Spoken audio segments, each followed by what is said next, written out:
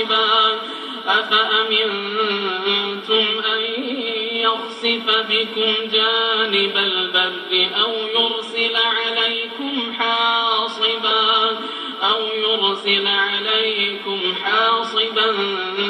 ثم لا تجدوا لكم وكيلا أم أمنتم أن يعيدكم فيه تارة أخرى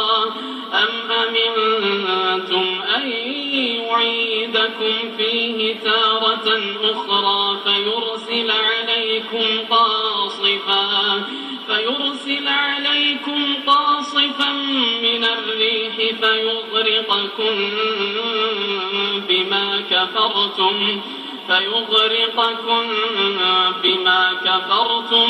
ثم لا تجدوا لكم علينا به تبيعا ولقد كرمنا بني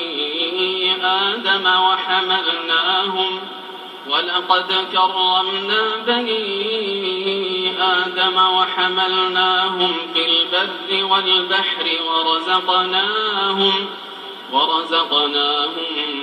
من الطيبات وفضلناهم على كثير ممن خلقنا تفضيلا يوم ندعو كل أناس بإمامهم فمن أوتي كتابه بيمينه فأولئك يقرؤون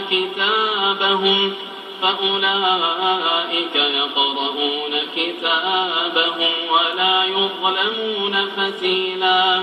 ومن كان في هذه أعمى فهو في الآخرة أعمى ومن كان في هذه أعمى فهو في الآخرة أعمى وأضل سبيلا